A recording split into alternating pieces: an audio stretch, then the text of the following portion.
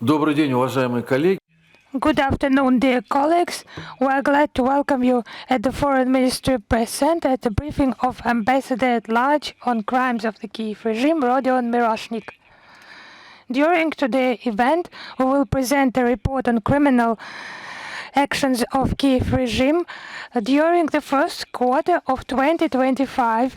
After the introductory statement of Rodion Miroshnik, you will have an opportunity to ask your questions. Please adhere to the theme of the today briefing. Our today event is online and broadcast at the Ministry of Foreign Affairs digital resources and interpreted into English and French. Mr. Miroshnik, you have the floor. Hello, ladies and gentlemen. It's been a long time since our previous meeting, and I would like to convey to you the information of interest on our secretariat and provided by our colleagues as well. Today we present a report on violation of international norms and principles of international humanitarian law committed on Russian frontline territories during the period from the 1st of January till the 31st of March 2025. The data has been collected thanks to our cooperation with the relevant federal authorities and local administrations in the frontline hostilities territories. The data has been verified thanks to my business trips to the frontline zones, territories, Belgorod region, Donetsk and Lugansk regions. Our conclusions are based on testimonies by victims and witnesses of crimes of Ukrainians neo-Nazis. Crimes of Ukrainian militants against civilians have been committed as part of concerted state policy of the Kiev regime, aimed at attacking civilian population of Russian regions. The criminal strategy of Zelensky regime is a desire to sow panic among local civilian population. It is a desire to undermine Russia from within. That's how Kiev explains its criminal actions and terrorist methods against civilians and killing of innocent citizens. Such an approach by the Kiev regime is implemented through direct orders of Ukrainian army headquarters to its militants. I quote, "Shoot at all the civilians you will meet." It is a tacit approval by Western handlers and the impunity. They think they will not be punished for their crimes. It is the basis of inhumane policy of Zelensky, his entourage, and his sponsors abroad. During this period, Russian civilian sites have been attacked by the Ukrainian army. It has been at least 22,221 munitions. And from February 2022, it has been not less than 251,865 munitions of different calibers and modifications. The growth in crimes is directly linked with the policy of Zelensky and his handlers, his reaction to international events. It underlines the international character of crimes against civilians residing on those territories.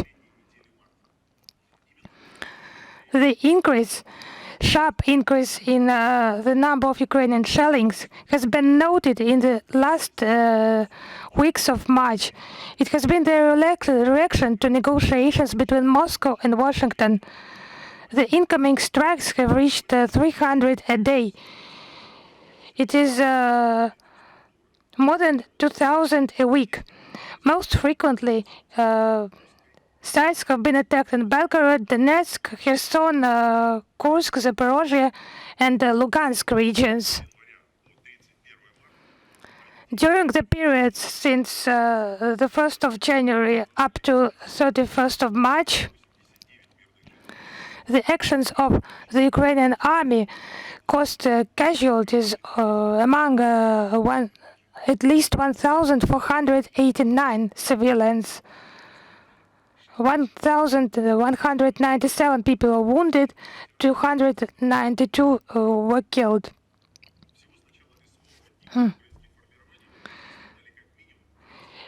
68 children suffered and 5 will remain children forever. They have been killed. According to our data, 14,287 people have been wounded. 6,715 people were killed, of which 218 minors. Since the date of telephone conversation between Putin and Trump, the number of casualties grew by at least a third. More than 150 civilians suffered every week. The biggest number of casualties is in the Donetsk People's Republic. 429 civilians were wounded, 30 minors, 70 people were killed. In Kursk region, it's without taking into account those civilians who suffered on the territories controlled by the Ukrainian army. It is 375 casualties, of which 260 wounded, 9 children, and 115 people killed. In Belgorod region, 169 casualties, of which 21 killed and 2 children.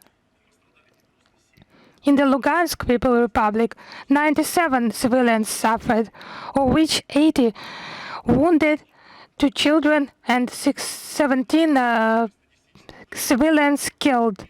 The statistical data collected by us still does not include the shootings, killings, and torture of the Kursk region civilians. Now that the liberation of our territory from Ukrainian punishers and militants is finished, the investigative activities will be accelerated. In such villages as Nikolaevo, Darina, Plokhovo, Guevo in the Kursk region, only a half of civilians who were unable to evacuate lived to the liberation of the region. The investigative committee of Russia has already collected the testimonies of civilians who have survived the control of Nazis over their territories. Many civilians were buried in vegetable gardens, courtyards, and in graves. These investigations will be published and the world will receive the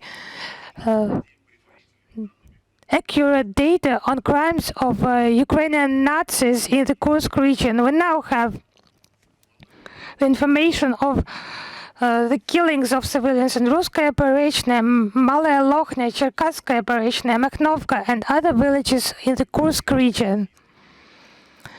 The Ukrainian militants who were prisoners of war,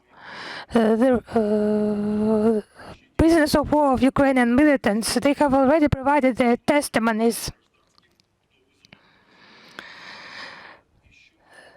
Their orders not to spare civilians, to kill everyone they meet, to null out all the civilians who are of suspicion. It's another testimony to grave war crimes. They have no statute of limitation. During the Ukrainian army shootings, more than 800 civilians were evacuated, and many people have already provided their testimonies on the crimes of occupation regimes, shootings, torture of civilians, plundering, and violence. As of now, 596 Russian servicemen have returned home who have been prisoners of war. They are treated by psychologists and doctors and work with investigation and testify of a whole network of secret prisons along the line of contact and in parallel with official sites for prisoners of war in Kharkov, Kiev, Kryvyi Rog and other cities. It is a territory of violence, torture, extortion of any evidence used in the interests of Ukrainian special services and blackmail of relatives, plundering and pressure against relatives in order to commit crimes in the interests of the Kiev regime. It has been mentioned in our separate report, but it has not in any way influenced the approach of the Ukrainian side. Those crimes continue, and we do not observe any reaction by international organizations. Only statements that such practices exist by the Kiev regime. International organizations are aware of this. Such practice by responsible international organizations is unacceptable and requires the change in approach. Because they, in words, adhere to international humanitarian law, they make statements about inadmissibility of crimes, atrocities and torture, and they do not react to the facts cited. As the Kiev regime is maintained by its Western sponsors, Ukrainian army formations have continued to strike places frequented by civilians. Major shopping malls were struck and densely populated areas, mainly during weekends, taking into account a large number of crowds and mass victims. They attacked places where there were no military sites and no military contingents.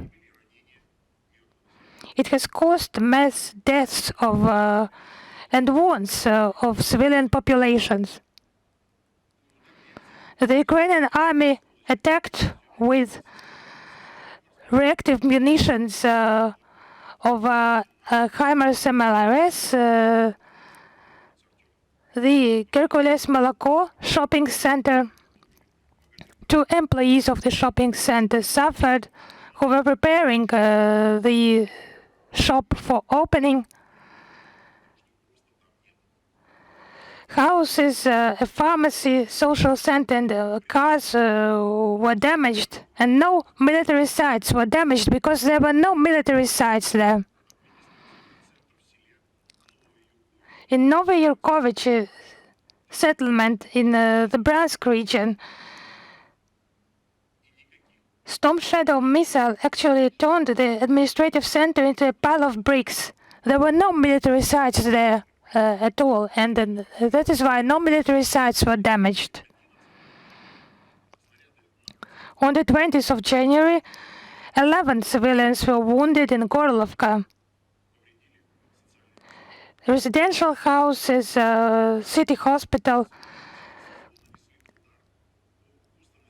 and social buildings were attacked. On the 8th of February, Makeyevka was attacked, and 2 women died immediately, and 9 people were wounded. Among the wounded are a 7-year-old girl and a 5-year-old boy.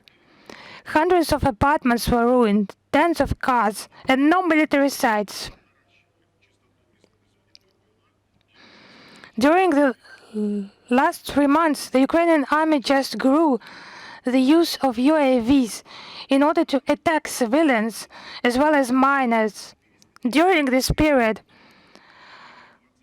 409 civilians suffered, 23 people died, 286 people were wounded, including 24 miners. The Ukrainian army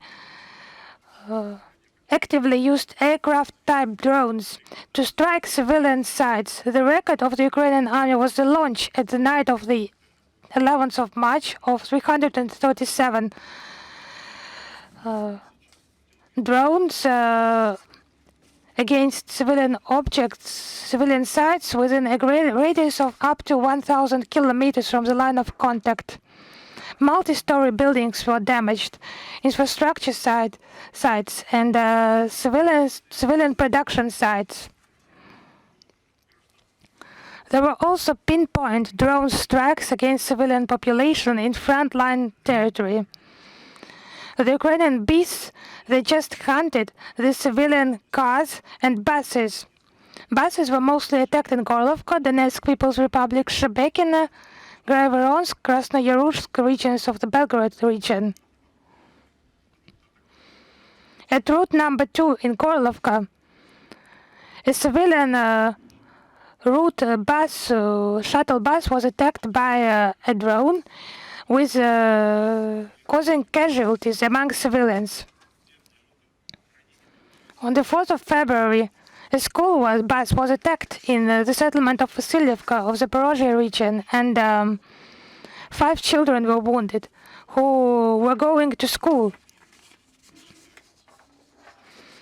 Now, cars that are daily burnt on the roads of Belgorod region, Kursk region, Donetsk and Lugansk People's Republics. We have no doubts that the Ukrainian militants striking with a kamikaze drone against a civilian car. They are aware that women, children are in a car, and sometimes entire families become victims of such strikes.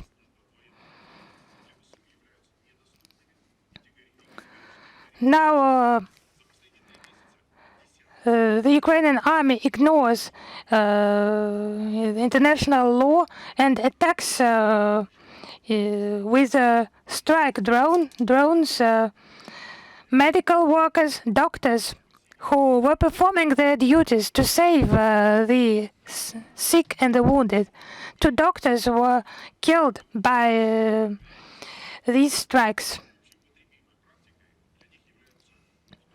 It is a common practice for them to strike the sites of which have previously been shelled.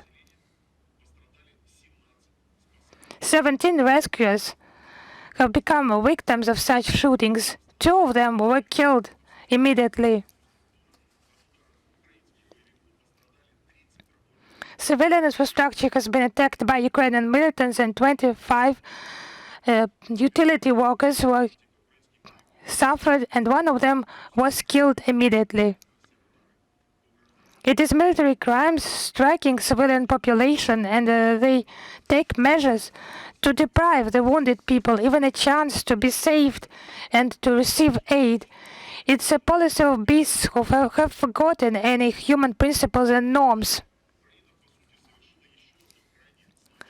For this period, Ukraine also committed a very important crime. With nearly total lack of trust between the parties to the conflict, it has completely derailed the agreement with the US, a 30-day moratorium on strikes against energy facilities. As Ukraine has made 144 strikes against energy facilities on the territory of the Russian Federation. During this period, Kiev has nearly not changed its tactics of striking civilian infrastructure and has made several blatantly demonstrative strikes on major energy facilities that have demonstrated the desire of Kiev to ignore the agreements on any restrictions to military hostilities. The Suja gas measuring station was bluntly struck. About 50 transformer substations were damaged by shelling, including the Troitskaya power substation in the LNR, which provided electricity to more than 36,000 subscribers, and the Vinogradovo power substation, which supplied electricity to 56,000 civilian subscribers. As a result of such strikes, about 200,000 subscribers were left without power supply for different periods of time. Another appalling fact: during the first quarter of this year. This is criminal activities to convert the real situation in the front regions and killing, including the desire to simply knock out war correspondent journalists and media personnel. During this period, under various conditions, 13 mass media workers have suffered. 6 of them will never return from their editorial assignment. The number exceeds more as compared with the previous year. The fact of the deliberate killing of 3 journalists in the village of Mikhailovka using a precision HIMARS MLRR rocket is more than eloquent proof of the Kiev regime insane fear to spreading the truth, which makes available a real assessment of the Kiev's regime actions in the war zone.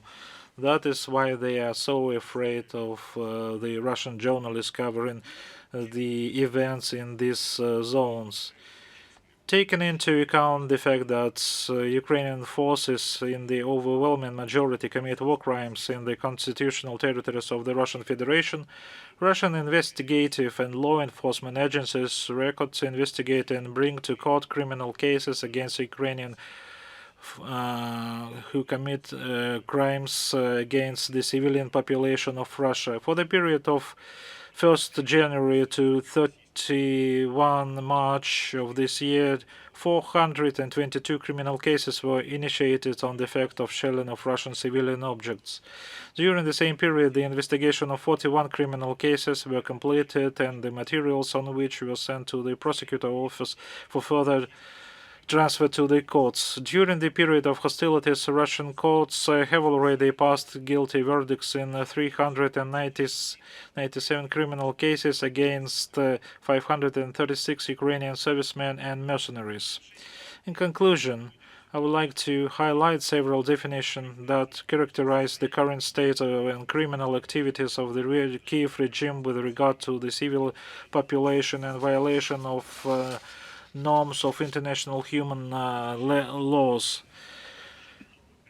The permission and guidelines for the violation of norms of human laws and principles by the Ukrainian militants came from the political leadership of Ukraine and are not disputed by the masters and sponsors. The co-organizers, states and sponsors of the Kiev regime are making blatant attempts to block any proposals to conduct international investigations into the crimes committed by Ukrainian formations. We state this all the time.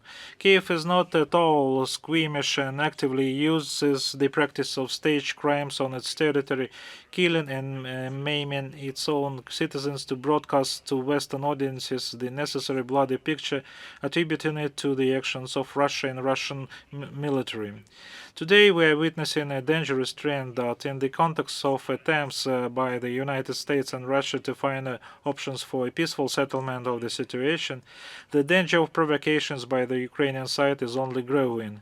At the same time, as practice shows, Kiev is prone to organizing such provocations on its own territory with the death and injury of its own people, and in conditions where independent investigation of this incident is virtually impossible.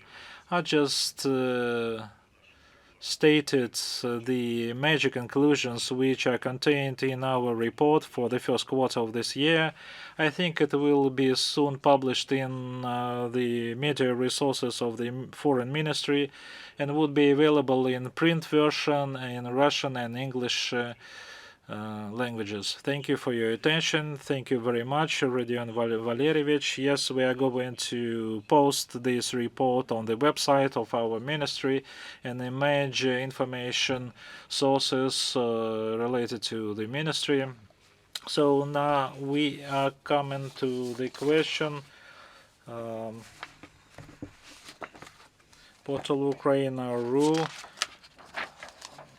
Yes, thank you very much. It is very important for our publication and our readers. The question is, is there a possibility that the Russian justice system will organize a trial against a representative of the criminal Kiev regime in the likeness of Nuremberg, which could be considered as showcase and thereby achieve a vivid propaganda effect aimed at our society and the Western audiences?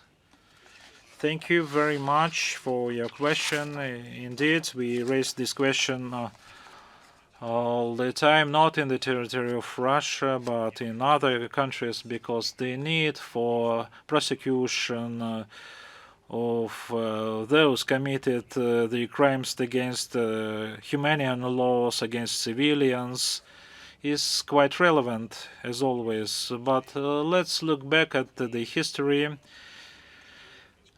legal history, in order to understand what is happening now, proceeding from the practice which was relevant during the Second World War. The decision on Nuremberg trial was made after the defeat of the Nazi regime. This is a political decision where to hold this trial and in what form. I just mentioned in my report that investigative and law enforcement agencies of Russia are conducting investigation into the crimes committed by the Ukrainian forces. As of today, more than 500 military servicemen of Ukraine are sentenced to big criminal cases. Now we are investigating into the shelling cases, crimes in Kursk region, in the liberated Donetsk and Lugansk regions, where our military passes meter by meter. They identify the witnesses about and evidence about the crimes of Ukrainian forces. And of course, we will discuss it at the level of legal prosecution. I believe that decision on these trials is not of course will be made, and the victims of these crimes would be satisfied in terms of the prosecution and punishment of those committed these crimes. Now we are collecting, recording these crimes and preparing the evidence fair framework and basis. I believe that we will have a possibility to inform all the countries interested in that about the crimes committed by the Ukrainian regime.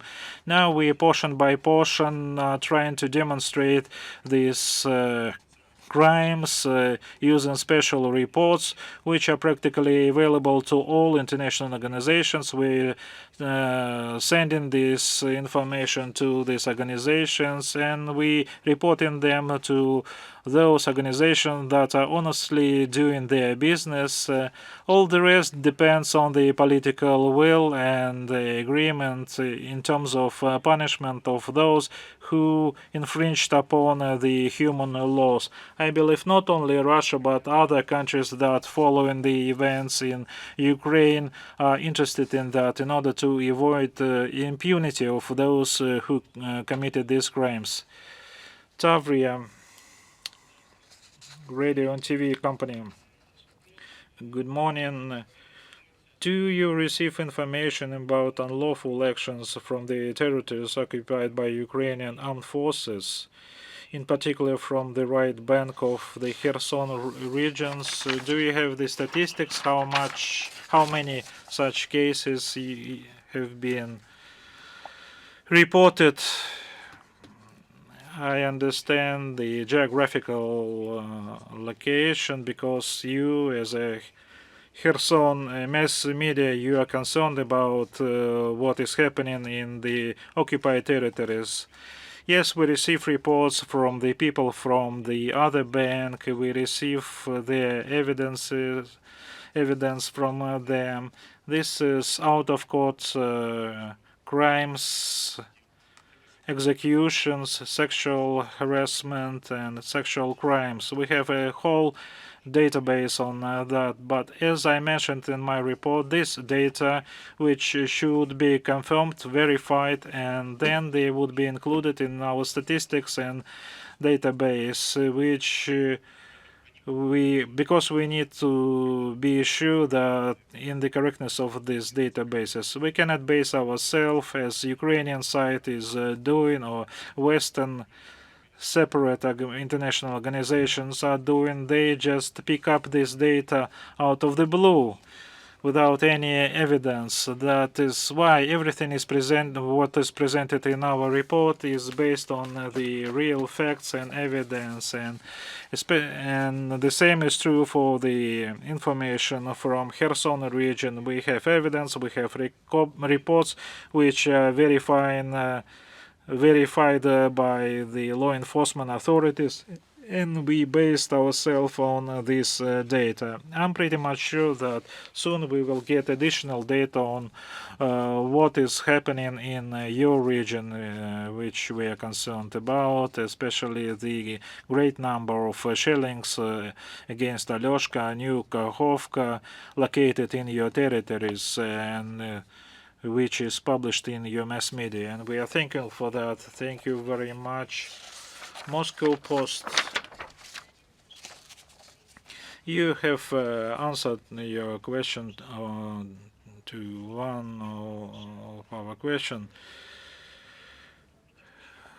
So I just would like to ask your assessment regarding the activities of biolaboratories, which is discussed in the dialogue with the US, and what are the current assessment of biological threats to Russia.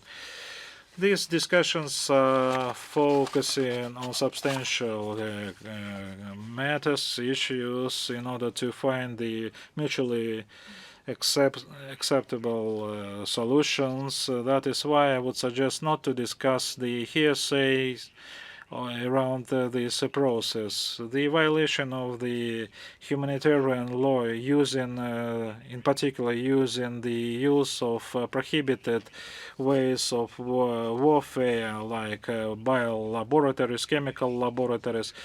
All this information is sent to the international respective organizations, and all these elements are of US produced, and they are also sent to the US side. But we intend to actively search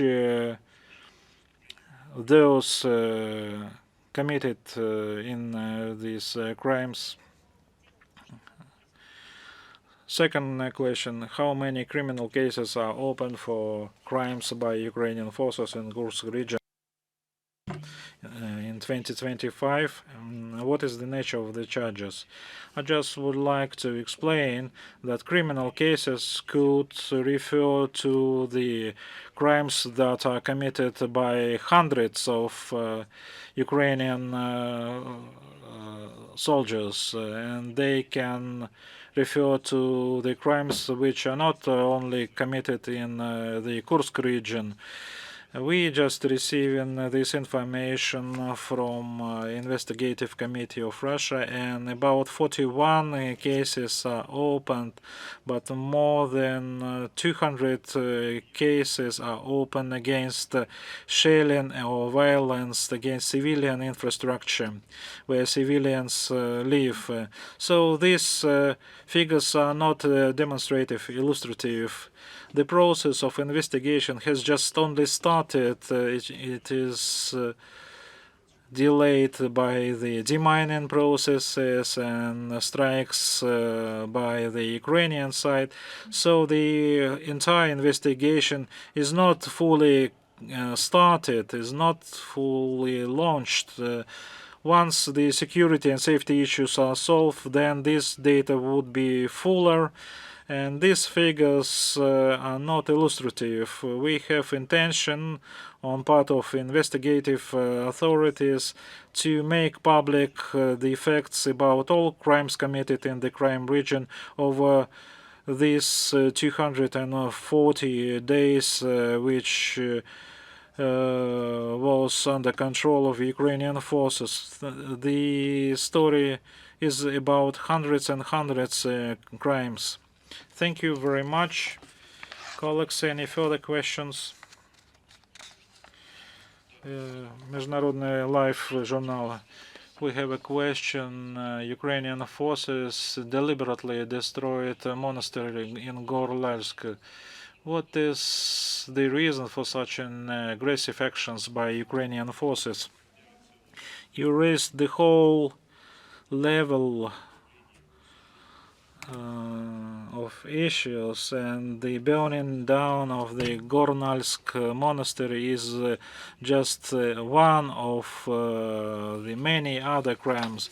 This is destruction of the Orthodox religion along the lines in many regions, and effects of humiliation of Ukrainian Orthodox Church in the territory of Ukraine. So this evidence demonstrates the will of Ukrainian regime to cut the roots of Orthodox, which link the Ukrainians for self-identity of these people. So it provokes hysteria of the Ukrainian regime, who just ready to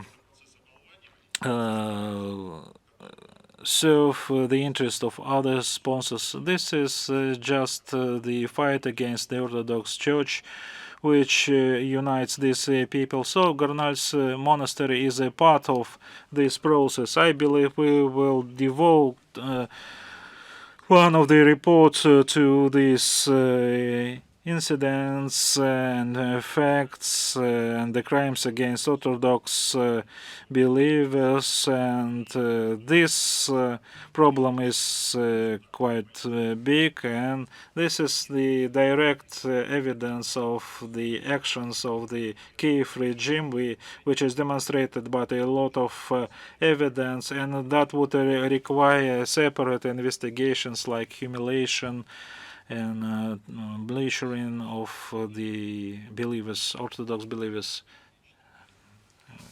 Голос Отечества.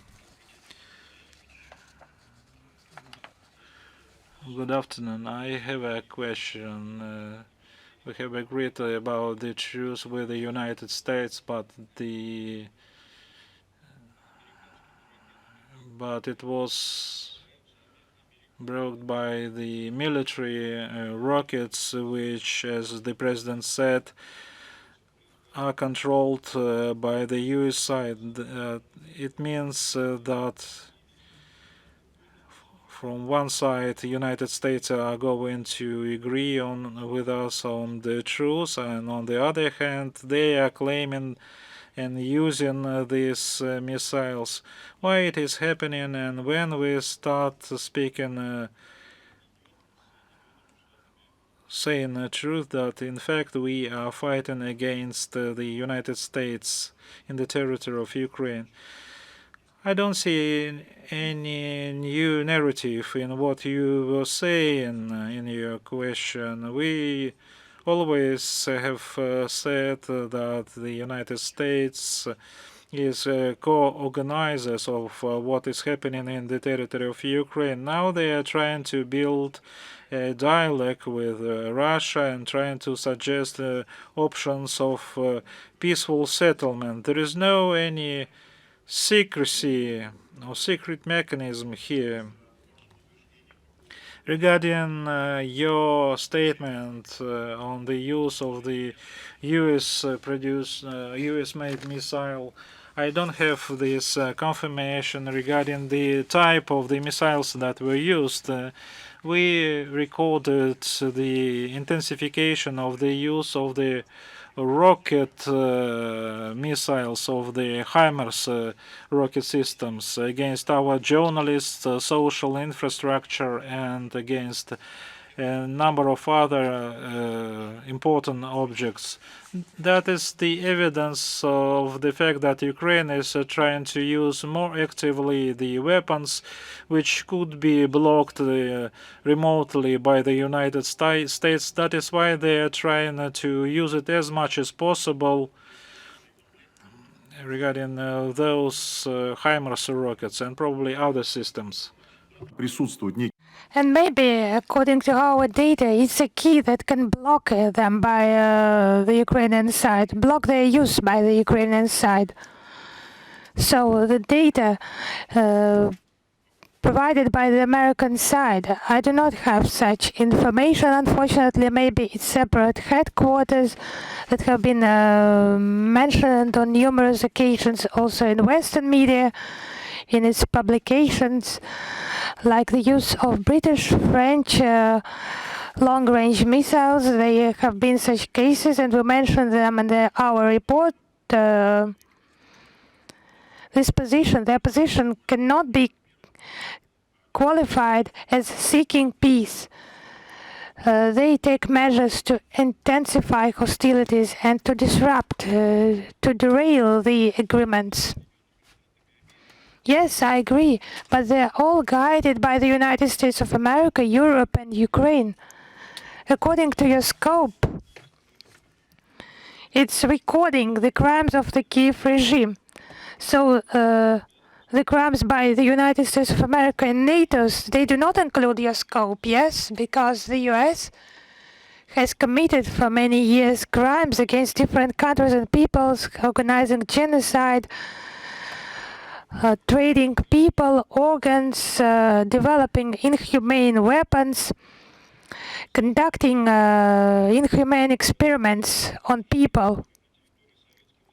Now it's even conducted on our territory, on the territory of the Soviet Union, and Russian governing elites. They just imitate that it's some Kiev regime, that it's acting separately here. What's the reason of such blindness of Russian elites? Honestly, I would not welcome such rhetorics, such statements that are actually not confirmed by exact arguments. We are holding this briefing today in order to convey to you the facts that have been checked, they have been verified, can be used in your work, and it's not about the conclusions you have made in your question, in the wording of your question, but accusations. You just need to provide some exact, verified arguments, and our position would be more balanced, it would be better proved on the national platforms, because we often face aggressive position of different states in such position as why are you wasting our time? We do not want to know about that, but we insist that it's violation of international humanitarian law. Facts and proof will be presented to any state open for that, whose eyes and ears are open. So I call upon proved statements, even for those who have negative attitude towards our policy. Thank you. Thank you very much. If there are no other questions, thank you very much for participating in today's briefing, asking your questions. In conclusion, maybe some words, Mr. Miroshnik. I am grateful for your participation, for your interest, and we very much hope that the report we have published today will be estimated, and the materials in that will be used by you and our diplomatic corps, our delegations to various international organizations. They will receive this data, and we will work further in order to convey to you the officially confirmed data on crimes by the Kiev regime that under our pressure will be considered will be considered by international community on international platforms. Thank you for supporting our activities.